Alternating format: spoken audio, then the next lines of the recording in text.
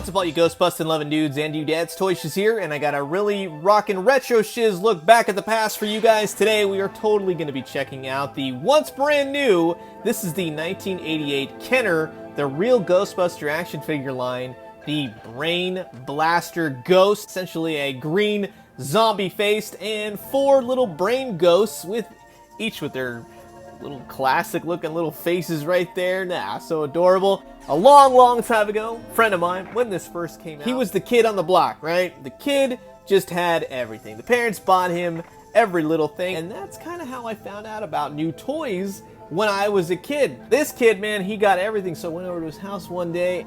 He had this Brain Blaster Ghost, and it was totally rad. I had to have one, and we just recently celebrated the real Ghostbusters 33rd anniversary, so this figure is looking pretty good for being as old as it is. So we're going to take a look at what it does, its function, and how it stacks up with the rest of the real Ghostbusters action figures. Stay tuned, let's check this out. This is the Retro Shiz look back at the real Ghostbusters 1988 Brain Blastin' Ghost. So as you'll see on the front side of these, you get 4 individual little ghosts, and they're all sculpted really nicely, each with their own little expressions. They kind of look like little tiki totems if you were to sort of stack them on top of one another. But if you look closely on the back of each one, they look exactly like brains, and they did an excellent job with that. I very much like how real Ghostbusters always handled the toys. There was something, always a mystery behind each single figure, something you weren't quite expecting, and that had the kids' toyetic fun to it. It was scary, it was spooky, but it was a lot of fun,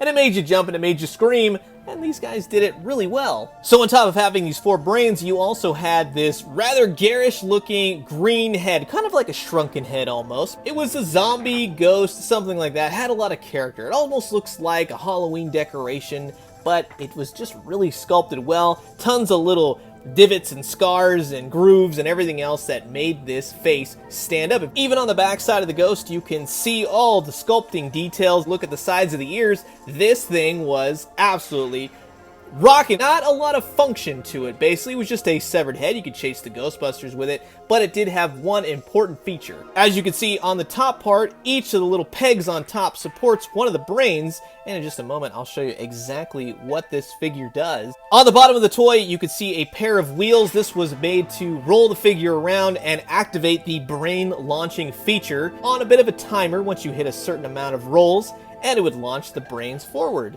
Rather simplistic in its design, you can see that this little lever right here is a black launcher that, when spun a certain number of times, as you'll see, would spring up. And then to reset, you would simply either just press down, or you'd have to rotate the wheels back just a sec and push down, and there you go. Now with the head, as you can see, you simply just push each little brain down. Each one has a peg hole, and they would all situate so that they would face each other inwards, and you would have the look of a monster with his brain sticking out, and that is very cool. Just a very iconic looking real Ghostbusters image. Now the simple concept again of this ghost is to use his wheels and roll him along the ground fighting the real Ghostbusters, and after a while, a couple clicks, you would see that the brains would indeed blast out. So what you would do is sort of just roll it a few times,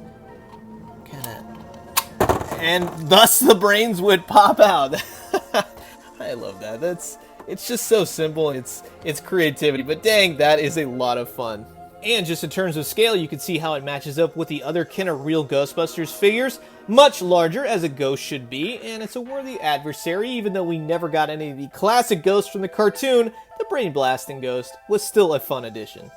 And if you are looking to add a couple ghosts to your real Ghostbusters figure collection from Diamond Select, then the Brain Blasting Ghost will fit in scale-wise. So that's going to wrap up my Retro Shiz look back at the 1988 Brain Blastin' Ghost from the real Ghostbusters, and I hope you enjoyed this look back at the past. The real Ghostbusters means a lot to me, and with Hasbro taking over new Ghostbusters merchandise next year, and with rumors of the real Ghostbusters being one of said lines, well, I am very much looking forward to what Hasbro will be bringing out. But in the meantime, with the classicness of Kenner, with the nostalgia of the real Ghostbusters and Halloween right around the corner. This is definitely a toy I recommend for your real Ghostbusters or just your toy collection in general. But let me know what you guys think. Do you have the Brain Blasting Ghost? Do you have any good memories of the real Ghostbusters? What is your favorite toy from the original Kenner line? Comment below, let me know. Let's talk all things real Ghostbusters. I'm going to leave you guys with that. As always, drink some great coffee, eat some great food, but most importantly, remember,